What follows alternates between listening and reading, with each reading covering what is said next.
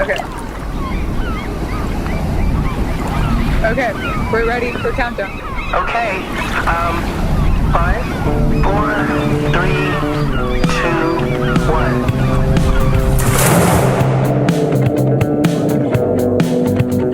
1. Welcome to the Poultry Fresh podcast. We began having these conversations with the goal of forming our XPRIZE team, and we continue to explore ideas that may become the most impactful sustainability solutions. I'm Laurel Tincher. This episode features a recording of our Clubhouse room with special guest Hua Khee Chan, Ph.D., whose project TeamTao was a Moonshot winner in the Ocean Discovery XPRIZE. HK was interviewed by our CEO, Arin Crumley.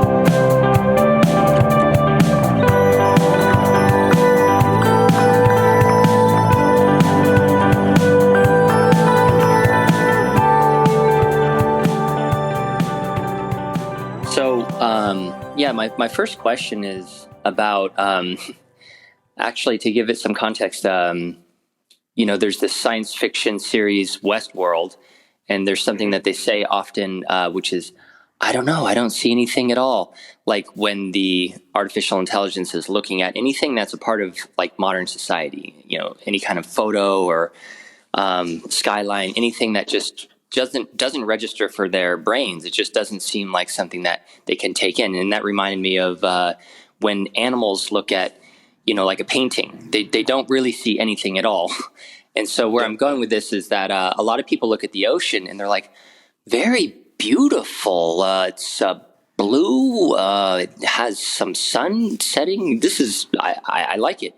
But really, they don't see anything at all compared to what it seems like you guys see. So I was wondering, my question is, what do you see when you look at the ocean?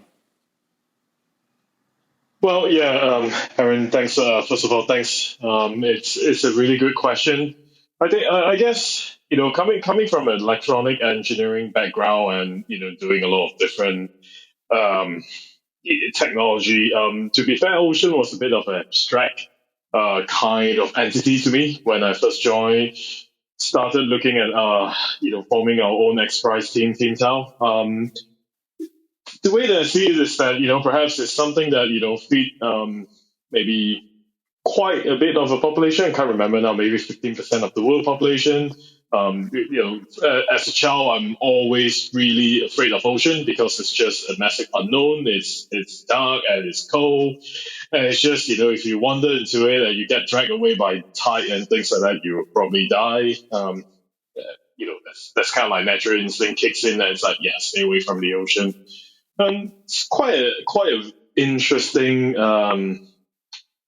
relation. As soon as we start looking at TeamTao and stuff like that, and also, back then there was this loss of MH370 plane, the down Malaysian airline plane that was not found up until now. It kind of, tells us a lot about the ocean that, even though with the most advanced technology that we have, satellite system, CubeSat and stuff like that, there's still quite a lot that we do not know about the ocean.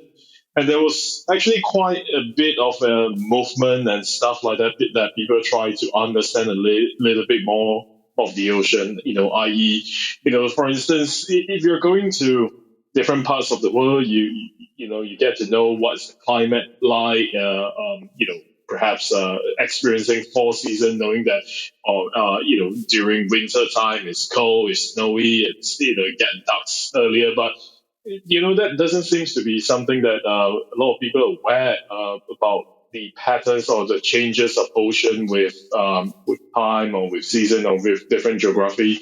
So I think that is a massive, I would say humanity is blinded about. We do not know much about the ocean, and of course, getting to know ocean is a very expensive, perhaps business. So, if there's not too much of economical return, then we don't do much learning about the ocean. Which also sparked the other question. There's a lot of knowing about where the precious oil is and where the precious subsea node is in the ocean, but yet the vast majority of the ocean are pretty much unknown, or it's pretty much known by those scientists that study it, but not the general public. not sure. Yeah, that's my take. Well, that's a great answer, and it makes me wonder: is the goal to get it to be known by the general public, or what is the goal? What is the big goal of what you guys are trying to do? Yeah, back then, I guess one side of the coin for TeamTao is to take part in Shell Ocean Discovery XPRIZE, mainly to map the ocean, seabed particularly. But the way that we design our solution, which is a vertical, essentially it's a vertical swimming torpedo, or if you like, a much more friendly word is a elevator to the ocean floor. So while the drone is doing this, swimming from surface of the ocean down to the bottom of the ocean, they actually traverse quite a big amount of water column, and that is the part where part of the business, should us were to kick off, which we didn't, unfortunately, is to be able to sample the water column and able to use that to, create this 3D graphical, I'll say three-dimensional view of how the ocean is like, not only at the bottom of the ocean, perhaps on the water column bit, and should there be more drone, scanning it at different season, different timing, and stuff like that, we can also build up this really nice time lapse and map of the water column. So that was part of the things that we tried to do, but didn't seems to get too much appreciation or commercial interest from anyone else. Yeah, and so okay. Well, this idea of an elevator where you're taking snapshots along the way while you go down to the bottom of the ocean seems like a great way to sense what you described earlier as just this like big, it feels when people are not involved in the ocean like an abyss or something that you would sink into and die. So some big mysterious thing. That this sounds reasonable. You just put some basically buoys out and you lower down these elevator of sensors. Now, what sensors do you lower down there? Is it just imaging, temperature? What kinds of information can you get? Yeah, sure. So I guess one of the unique selling point of our drone is that we have the 6 front-facing camera. Sorry, if you like, surrounding-facing camera that is looking outwards of the drone. Granted, there's a visibility issue as you go deeper than 700-800 meters. There is this ability to perhaps record what is around it, but I would say majority of the time it's actually quite boring. On top of that, we do have conductivity, temperature, and depth sensors. So conductivity and temperature is essentially we needed those sensors to be able to calculate the speed of sound so that we can use to correct our sonar, that a single line scanning sonar that's carried by the drone. But to be fair, the technology that I developed for the team, where we can pressure passive any sorts of electronics on the market, that actually does put the potential of or the ability of putting more different type of sensors as a payload in our drone. So I would say really the limitation is on what we can procure or what we know how to measure. But yeah, to sum up, we have cameras, we have a single a line scanning sonar, we have temperature, we have conductivity, and also a depth sensors. That's 5. So is the sonar what's used to actually map the floor of the ocean? Yeah, that's right. So if you think about it, it's very much like LiDAR system. So I guess that's a lot of people would familiar LiDAR system. It's just it's like a rapidly scanning kind of optical sensor that's able to map its surrounding. In this case, it's very similar. So instead of rapidly scan, the reason we design our thruster to have the counter-rotating propeller is to allow the drone to be able to spin on its own axis, while the sonar will ping will scan its surrounding in 1 degree at a time. So that's kind of the idea that we try to achieve, but that is really to address the XPRIZE requirement. There is also usage of this sonar where we can effectively turn the sonar on as we traverse down the water column. If we there is a ability where you can use that to detect fish stock and all those things by being able to doing some post processing on those data. So that's another idea that we do have, but never seen to fruition. So it sounds like with the sonar, you would be able to see if a shark was going by because it would be bouncing back the sound waves being generated, and you would hear those coming back. That's right. So there's this particular program in Mbari. Can't remember the full name now. It's Montreal. It is one of the big subsea research center for aquatic life and all those things. There is a particular branch of interest in Mbari where they uses a very similar sonar that we carry to do essentially to map out what kind of species or not really species, but the biomass of the water column to see how much fixed fish stock are there. Essentially, I believe it was mainly trying to look into the air bladder of the fish. So a certain size of air bladder would reflect the sonar differently. Hence, you can use that to work out how big of a species that you have, and it's also its density around a certain region of the water column. So that is definitely one use cases that we encounter. Cool. And now, you've mentioned the XPRIZE a few times. Of course, there are many different XPRIZes, although we shouldn't say of course. Just like people don't know about the ocean, a lot of people don't know about the XPRIZE. So can you explain the XPRIZE and then specifically what the challenge was that you guys joined? Yeah, sure. But perhaps I'll also give your audiences a little bit more about XPRIZE. I guess it all started off from Mbari XPRIZE, which is the first ever XPRIZE where Peter Diamandis thinking, as a little boy, he always dreamed of building rockets and all those things. He had a book about that. I still haven't read it, but essentially it was talking about his journey to set up this XPRIZE non-profit organization to it's more like a latitude prize. I'm not sure if any of audiences today know what latitude is, but back in those days it was a competition that the British Navy set up in order to I think if I'm not mistaken, it was to be able to accurately navigate the latitude of it's really for sea navigation. And Mbari XPRIZE was the first ever XPRIZE that was done. It was eventually won by Bert Rutan, I guess, that essentially, making that essentially spin off to become Virgin Galactic today. You can see it's about 15 years ago now, if I'm not mistaken, but even that was the first ever XPRIZE that was done. Yet we still haven't seen any commercial, first launch of Virgin Galactic. Maybe I'm wrong. I do know that there's the first launch coming up really soon, but it has been going on and on and on. Doesn't happen.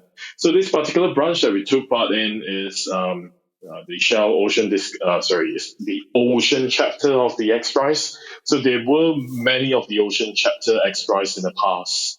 Mainly it was probably sponsored by the Smith Foundation, Wendy Smith, and I think the particular first one is about spillage. I believe it was a deep water horizon kind of era where you were thinking about how to clean up spillage of oil, and then it moved on to ocean acidification, and eventually when it comes to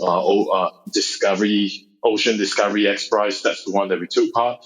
And that's very much it. There's also other form of XPRIZE, literacy, carbon capture.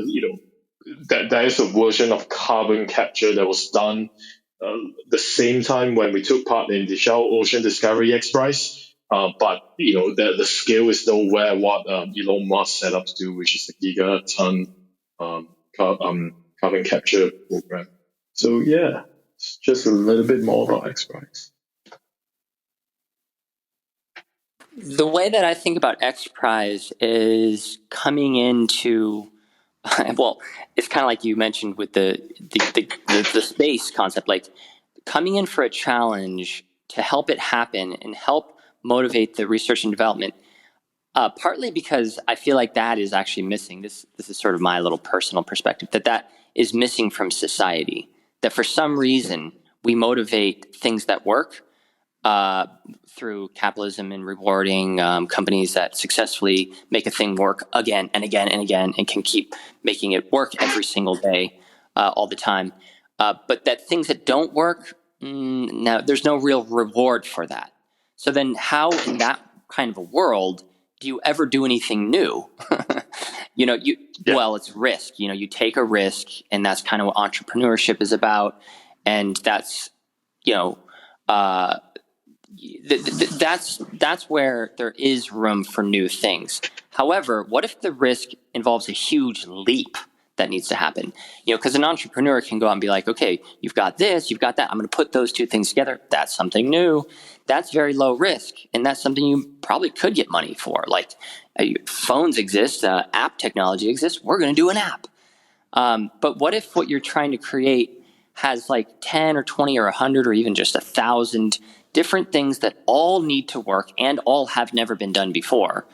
And that's what you have to then get somebody or yourself or a team of people to just take a giant risk on. How is that supposed to happen in a world that rewards only success? Because there's going to be failures. And what do you do? Like, how do people pick up their lives? How do they, stay fed and housed and in relationships with other people who can count on them? And so it seems like XPRIZE is a response to that void in society, and that they can say, well, all right, there are certain things that could be possible. I like their tricorder device, XPRIZE competition. They were inspired by Star Trek to have a little handheld device that would basically be a doctor in your hand to just be able to go to places where doctors can't get and use technology to bring together a lot of different technology and really help a lot of people. So that's an example of like a big vision, a big concept, but it doesn't exist. And how do you motivate people to come together and get the support they need for that and create the momentum? And so XPRIZE has actually been pretty amazing at doing that, even if not every single one of their challenges gets met immediately. But just the fact that things get in motion, that alone has tremendous value. And so thinking about it like that, why do you think they wanted this Ocean Discovery XPRIZE? Like, well, what do you think they were thinking there? Good question, Arin. I guess back then it was there are probably several motivations. So one of it is the Shell Ocean Discovery XPRIZE is part of a JEPCO initiative. JEPCO 2030, essentially, they are a subsea institute. In fact, don't really know how to brand them. It might be an institute, alumni, but this bunch of people that is paid by JEPCO. Generally went to study ocean mapping and ocean chatting and all those things. And I think one of their goals is to be able to generate a map for of our seabed by 2030. So that's probably one of the motivation is to, and perhaps a lot of people put in a spin where we know more about the moon or Mars, which is not quite true, more than our ocean. And it's just created, those kind of hype to tell people that, hey, by the way, we do not know much about our oceans, and it would be nice to do that. So I think it all started off from there, and perhaps one of the interesting factor considering Shell is sponsoring this is that it's really expensive to map the ocean, and it's a lot of work need to be done, a big coordination. Just to give you an example, the surface vessel requires for a subsea operation is $100,000 a day just to release it. Most of the deep dive, deep sea drone that is available commercially up to 6 kilometer, those are about at least £2 million, $3.5 million per vessel. And even the state of the art, considering if you are going to lease a $100,000 vessel and uses one of those state of the art scanner, it will still, in a day itself, it can only generate up to 150 kilometers square of within 24 hours, 150 kilometers square of area map. So if you imagine that with those kinds of operation and OpEx and with the CapEx and OpEx upfront that you have to put in, and only 150 kilometers square for 24 hours, that is actually a really expensive operation to run.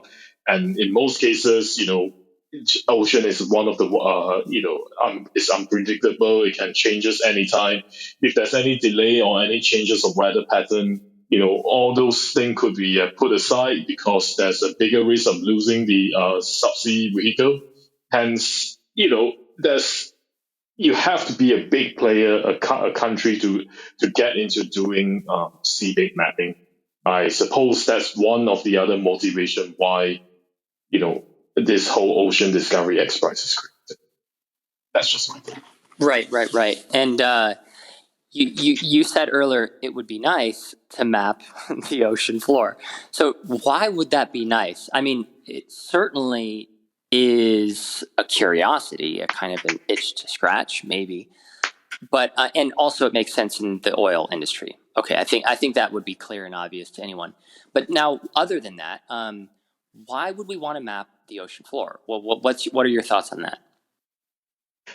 I guess there's a lot of geographical formation under the ocean that's not very well known. So, when we mentioned about MH370, that particular piece of work that was done, 200 million Aussie dollar that was put in, a good few years and cross-country collaboration, you kind of wonder, out from the I can't really remember the number of seabed generated. Now I'm going to go with 100,000 kilometers square of seabed images that was generated.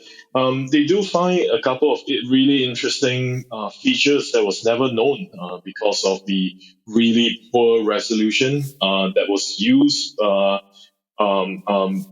by any scanner done in the past, by any of any seabed scan done in the past. So they do find some really interesting geological features. Pretty much, I think they found like 4 kilometer trenches along those areas that they scanned, which was never known.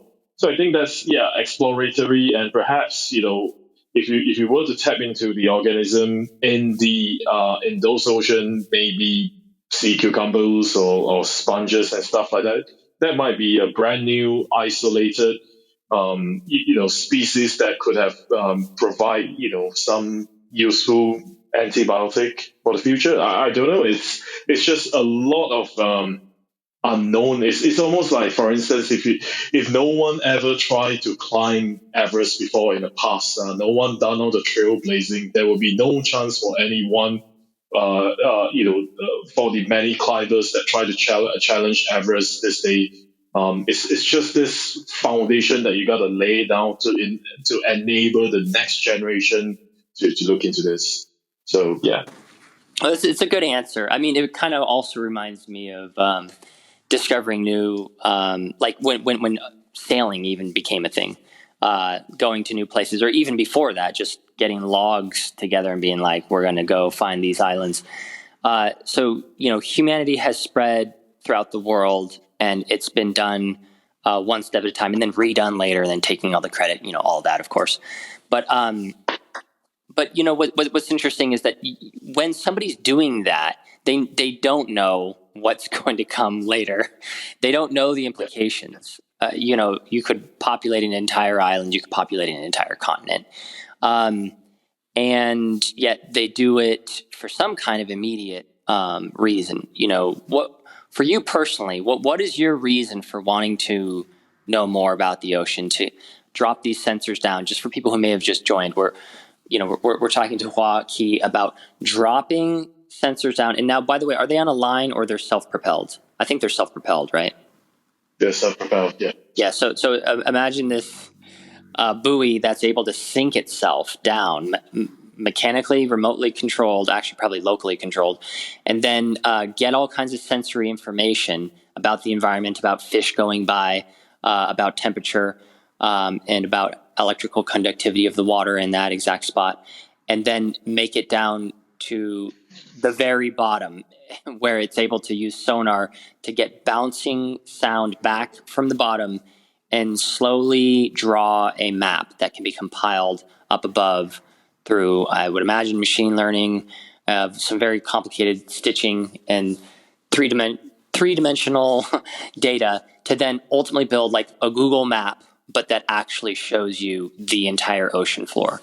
So first of all, am I describing this right? And second of all, what is your personal motivation to want to make that a reality?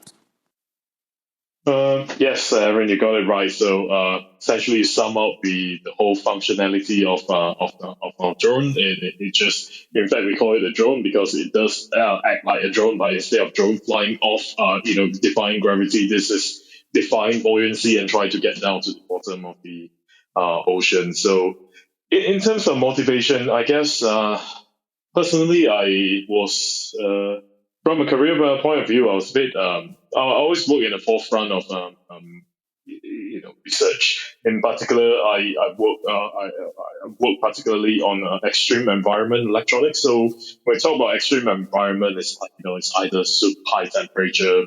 For human body, extreme temperature is 45 degree and above Celsius. Sorry. I don't know what that is in Fahrenheit. And the military type of electronics is 125 degree and above. Car engine 150 and above. But the kind of the environment that I've been working on is 400-500 degrees C and above. And also I work in high radiation environment where I make electronics and send it to probe in nuclear power station, and also perhaps use it to explore the space. So that is the kind of technology that I worked on. And I think one of the interests is to challenge the other part of the extreme, which is extreme pressure, which is not something that is quite hard to achieve because from a physics point of view and engineering point of view, at most of the solid that exists out on Earth will be able to take pressure. That's what it is. And the idea is that to be able to create a technology that's low cost enough, disruptive enough that can democratize the equipment used for ocean discovery. I think that was really, as an engineer, that's what I try to pursue. But of course, on a bigger, from humanity level kind of goal, I really just want to create a contraption to be able to, help humans to know more about ocean, particularly our ocean. And that's really my motivation. That's cool. It sounds like you took it on because it's a challenge, but it is also something that contains answers. And it seems like you're on a quest for answers, like what is down there? Yeah, indeed. Well, I want to open it up to any other questions anyone has here on the stage. And to kick that off, Laurel, can you give a kind of an overview of who we are and what we're doing? Sure. So we are a team called Ultra Refresh. We're competing in the Elon Musk XPRIZE for carbon removal. And we all met here on Clubhouse in February. And we are developing a solution that involves growing a lot of kelp out in the open ocean, which is why we wanted to invite HK here today to talk about his experience working in the ocean. And if you want to learn more about our team, our website is poultrarefresh.team, TEAM, and you can learn more about our project and our upcoming Clubhouse rooms and all of that kind of stuff on there. June, do you have a question for Hua? Not right now. I just joined because I was interviewing a potential new member who's interested. So I'll ask questions later. Okay, great. Yeah, June's one of our team members. Everybody on the stage is a part of our team. So if anyone has a question for Hua, go ahead. Otherwise, I have more.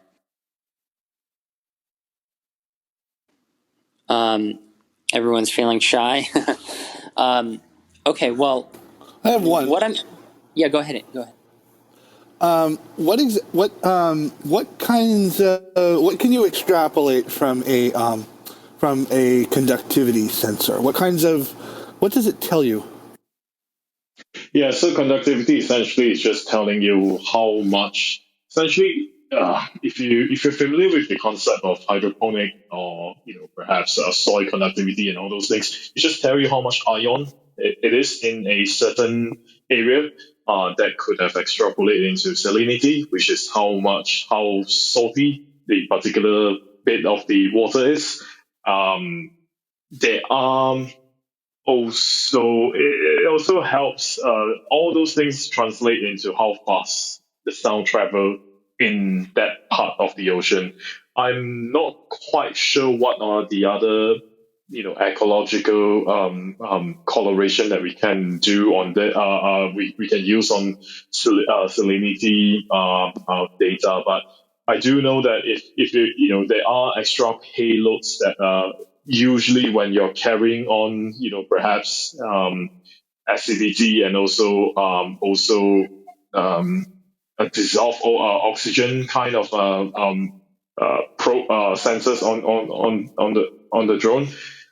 It will be one of the important, I would say, parameter used to calibrate those. Right. Not quite sure of that, but I do know that that's something that people do.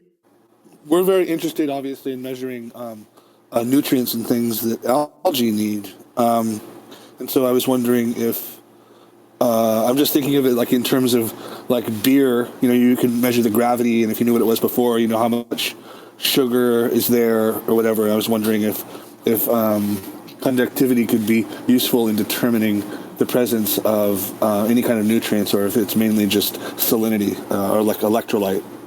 So I guess it just tells you the electrolyte, and also, but perhaps it can't particularly tell you what sort of nutrient it is. It can't tell you, carbonic acid or whatever that is dissolved in, or what kind of composition or the type of ions that is that's measured. It tells you much more macroscopic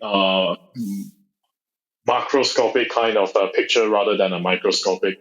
Quantifying exactly what are the elements present in that region. Gotcha. So Thank you. it's Yeah. So Andrew's hinting at the things that we're interested in there. Like we would love it if you put a nitrate sensor on that thing, because we would like to know where those nutrients are, and there's very little data out there. There's even less data about that than there is about the other things we've been talking about. But there is some. And they have done it at different depths. And it is very valuable to what we're doing to know that. And also I wonder, we really wonder what happens in the far depths. Actually, we haven't found any references to that. I'm sure they're out there.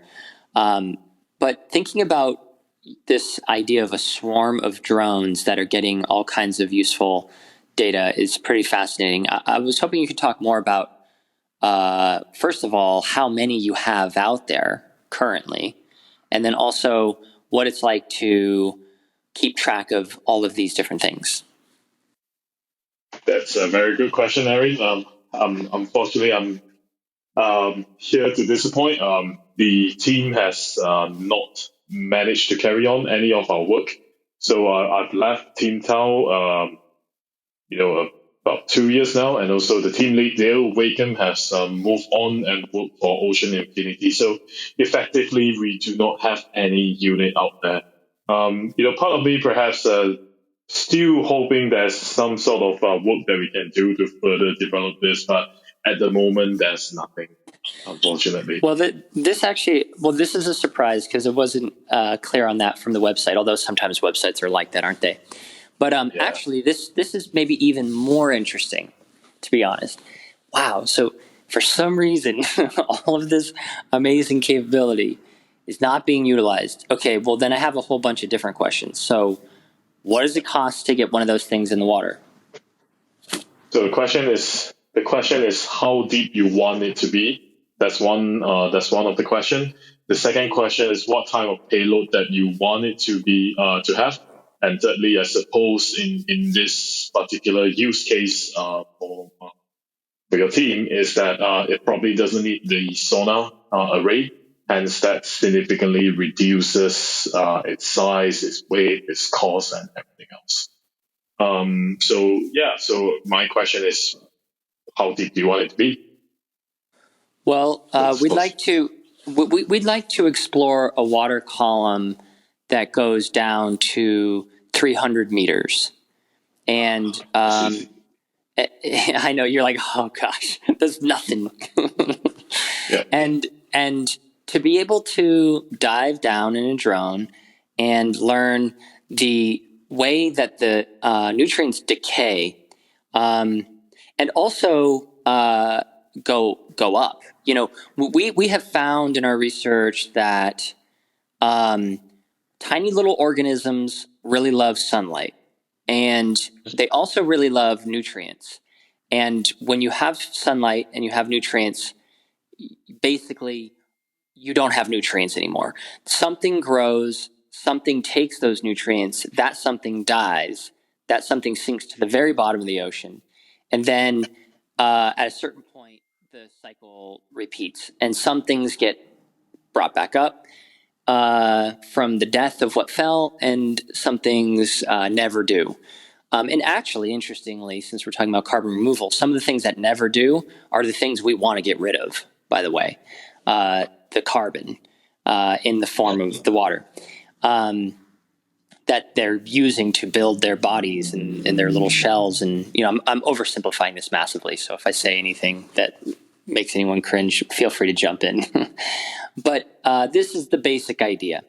And so what we would like to know is how we can get some of those nutrients back up mechanically, process them, and deliver them to our kelp. We've got a robot that drives around in a lake right now, autonomously without anybody on the thing, and we're training it up to be able to do that in the ocean with a little mini kelp forest dangling below, only 50 meters deep, because giant bladder kelp typically would grab a hold of a rock and then grow up. And where it normally would grow, there's no light for it to get started, for it to really get through its adolescence, unless it's about 50 meters shallow. So at 100 meters, there's no chance a giant bladder kelp will ever get a hold fast and grow up from there. So it seems like those limitations are what cause giant bladder kelp to only grow where it grows, which is in the shallower parts of the ocean. And single-handedly, giant bladder kelp could get us to pre-industrial levels of CO2, but only if a lot of it was growing. And only if you then, once it grew, got completely rid of it. And what are you going to do, shoot it into outer space? Well, actually, it turns out anything that goes below 1,000 meters down into the water is pretty much sequestered. There's some horizontal movements. Eventually, very little bits of it will make its way up, but it decomposes down there, creating eventually over millions of years, once again, oil. So we are, we're referring to this as reverse oil mining. That's one of the ways of thinking about it, just to simplify it. Again, it's an oversimplification, but it's a helpful concept, because we're churning the kelp back into oil. And where did the carbon come from? Burning all the oil, which then combusted up into the air. And people also might not realize, but carbon in the air ultimately settles down into the ocean, and there's a relationship between the carbon in the air and the ocean. We talk about that in some of our other recordings that we are posting these Clubhouse rooms. So so it would be very interesting to find a way to get some of your drones to drop down, not first of all, the first 50 meters and verify, yeah, indeed, there's not really a lot of nutrients here out far away from the coast. Where we would like to be growing this kelp, but also drop down deeper and go to the point where it's like, well, here there's not a lot of sunlight, but there are nutrients, and that's because there's nothing that can take away all those nutrients. And then map that out and find out, okay, where are the places where you don't have to go as deep, or where it's more concentrated, or where we can really get a good footing on those deep nutrients. We have a way to measure the temperature, and by growing kelp, we know how difficult it is to grow kelp. Therefore, we can infer the lack of nutrients just floating on our autonomous system that holds the kelp 50 meters down. But we don't have anything that goes deeper from our system, nor does it really make sense, because that'd be a lot of lines, a lot of potential tangling. I like how your drones are just free agents. They can just go wherever. And also, they may need a ride, to get deployed. I mean, they're probably not very good at traveling 1,000 miles, nautical miles across the ocean. But the system that we're developing is, because it runs on renewable energy, so it doesn't even need to have fuel. It can just get places. And from those places be able to do good science, such as possibly deploy a drone, like what you guys have developed and apparently have currently put on hold. Yeah, that's a really good question. Observation that you got there, Arin. I guess one of the questions, what you guys trying to target is to be able to recycle the nutrient that is at the sediment of the that became a sediment of the ocean floor. What if you look at capturing those at the open, what do you call that? So you have rivers that goes to the ocean. So at the river bank, no, that's the river, the opening of the river. So the interface between the river and the ocean, that's probably bringing quite a lot of nutrient out from nutrient runaway and all those things from plantation and everything else. We're not considering the kelp to farm to work on that, because I think the point is the whole carbon sequestration, the whole idea of capturing carbon is not only to capture what is existed out there, it's actually to stop any outflow of nutrient that we can use from plantation or any sort of agriculture activity.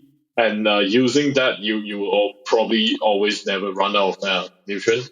But to be able to stir up the sediment and use that as a nutrient, that could be a bit of a challenge. Although there is probably a better way to do this, where perhaps you just do some dredging, essentially dig out all those sediment and use it for other purposes and stuff like that. At the end of the day, all those nutrients that never get digested, it will sink to the bottom of the ocean, and that could also be a good source of nutrient for other stuff.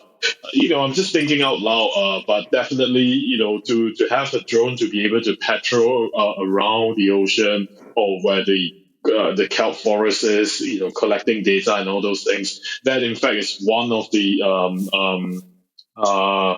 proposal that I did put in for my one of my research fellowship, but I decided to not pursue any of those, because I moved on to work in industry, essentially just better career prospect and everything else. But I'm more than happy to work out a solution with you guys to do what you want to do, what you just mentioned. Well, that would be fantastic.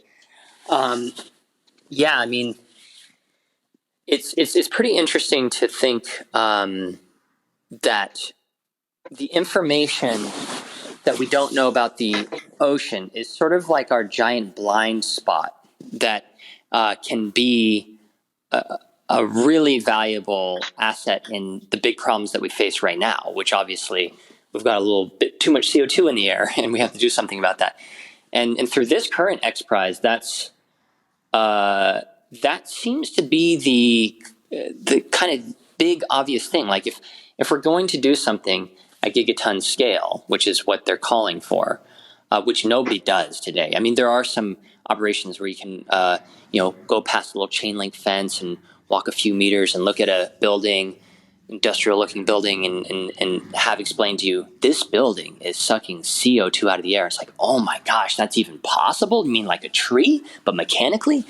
And then when you start looking at the numbers, it's like, this is how much it's doing. And you're like, oh, we're going to die. We're so screwed. That's all it can do. And also, speaking of trees, if you look at the numbers on that, you do just need to plant so many. And they say over and over again, whenever you look that up, oh, yeah, sorry, not enough land on Earth. Well, there's enough ocean on Earth, though. There's plenty. There's more than enough ocean on Earth. It's just you need a tree that grows in the ocean, and that's not technically what a giant bladder kelp is, but it's something like that. And it grows way faster. And within 6 months, it's like imagine a 15-story building like towering overhead. Like that's the kind of growth that you can get. And 1/3 of that organism is carbon, and it makes that carbon using the CO2 that there is too much of out there right now. So that's why we're very interested in solving this and forming any kind of alliances and gathering any kind of technological insights or collaborations. There could be something very cool that we can do together with this drone technology that exists. I mean, I'd hate to see it just languish, never deployed, right? Indeed. Yeah, I mean, to be fair, I did look at those, the challenge statement, the mission statement of this Gigatonne carbon capture. Did actually look at potential solutions on it and thinking of forming another team to join XPRIZE. That's kind of like when you're bored, when you're working in industry and there's lack of challenge and also lack of motivation because things are a bit dull and easy and straightforward. So, I guess perhaps the way that you see, ideally what you were trying to achieve here is to essentially create another Amazon forest under the water, or that sounds like that is something. And, you mentioned a mechanical extraction using by sucking air in and try to expel CO2. All those things are, nice engineering solutions. But, at the end of the day, the nature Earth has been doing this, for millions or 100 millions of years. And perhaps the one thing that people didn't realize is that majority of the oxygen or CO2 recycling is all done through the ocean. And, I guess that's definitely a lack of insight, and also people don't understand how this CO2 and also O2 recycling works in nature. So I guess what you mentioned here of having a kelp to capture it, great stuff. Totally cool of that. But I guess the biggest challenge when you're probably reading gigatons of carbon.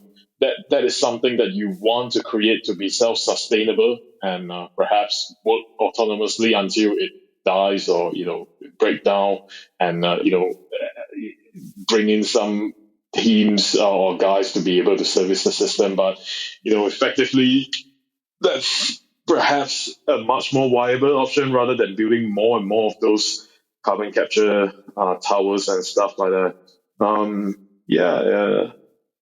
I'll say definitely that is a good approach. What I'm trying to say is that if I were to take part in this XPRIZE, that's exactly what I would do. It's just to grow this self-sustainable ecological system and deploy it around the world and get it to suck CO2 carbon out from atmosphere. Well, it sounds like there's one of two outcomes from this conversation. One, you should definitely do that, and we would welcome you as one of the fellow XPRIZE teams in this particular competition. Or two, and I won't put you on the spot, maybe you should just join our team. Right. Okay. Good stuff. I don't intend to do this on full time anymore, but yeah, I'll be more than happy to be part of the team to take part in this competition. Very cool. Well, then we have some following up to do. And I'm going to open it up to other questions that people might have that are not a part of our group here, but who might just be in the audience and have questions for you. Adiola, I know you had a question since we're DMing over here about how the drone would protect itself. Did you have a question for Hua about that? Yeah, I kind of wanted to get an idea of how, you would protect it from, outside obstacles, for example, man-made objects or, ships or, just, fish and organisms, just making sure that they don't get in the way of anything. Well, to be fair, yeah, that's a very good question. Sorry, I'm bad in pronunciation. So the way that you look at it is, it's just like how autonomous car would behave. You need a LiDAR system, you need camera system to work out, to know your environment, and the point is to avoid those obstacles and not try to bump into things. So that's probably the easiest way to work on it. But to be fair, if this is a kind of project that you will go forward, I would say you might want to classify that area to be a marine environment MEP. I can't remember the term now. So it's a marine environmental protection area or something like that, which essentially you do not allow any sort of vessel or human activity around that area. It's kind of like a reserve forest, but you're not allowed to get into it or come near to it. Many ways to do that, but of course, technological way easiest is just to put more sensor into it so it knows how to move around without bumping into things. Evasive maneuvers. And then, to kind of start to wrap up our conversation, maybe you can just share what stuff you've been working on lately, and if you have any kind of information out there. Sometimes people have a Twitter handle or something that others can follow. Yeah, sure. So nothing overly exciting after the time of XPRIZE. It's really just working in a commercial environment where the pay is better, of course, but the job is a bit boring. So the current company that work with is a telehealthcare company. So what we did is a IoT-based devices that help elderly users to stay in their home as long as possible before moving into a care home. So that's the current company I've worked in. After XPRIZE, I work in another instrumentation company that essentially made testers. So unfortunately, it's quite boring. None of the experience that I have so far it's exciting at all. And I do have Twitters. It's really just my name is Hua Khee, but I'm no longer active. Pretty much Twitter, Instagram is all Hua Khee as my it's probably similar username as my Clubhouse. And it's that's about it. Or you can find me on LinkedIn. Okay, cool. Well, this has been super awesome. First of all, if nothing else, just learning about what you guys did, and also being able to have the chance to share what you guys did with others. That's been a real opportunity, and we're really honored to do that. But the idea that we could also potentially further the work that you guys did and integrate it into what we're doing. Yeah, Andrew said it. That's history making. That's super cool. So that's kind of the idea with our Clubhouse and recording these and putting them out as podcasts, is to actually move our project forward through these conversations. And we're really, it's really exciting that the theory that we can do that in a public, transparent way, could work. So that's that's another big part of our project is like we're inspired by NASA and how they share exactly what's going on with the Mars rover, and everything that they're doing is just out in the open for everyone to check out. So we're trying to find ways that people who are inspired by this notion of getting carbon out of the air, or who are inspired by knowing more about the ocean, or looking at the ocean as something that is intricately involved in modern society, but in a protective way, and in a way to protect land more, harness the ocean more, and to be in better harmony with nature overall, so we can keep the party going, the humanity party going longer. For people who are interested in all of that, like, they can follow our team, they can get involved, potentially even join our team. We have people of all ages. We have people in high school, we have people that are retired, we have people of all varieties, we have PhDs, and we have high school dropouts. So we have like a very diverse group, and we're growing. So today has been a very cool conversation to push what we're working on forward. So thank you so much, Hua, for taking the time to chat with us, and we will be chatting with you more later. Yeah, sure. Pleasure's mine. Nice. Just really glad to share my experience with you guys. Hope I managed to inspire some of you, and hopefully we just keep in touch and you know where to find me. All right. Bye, everybody. Signing off.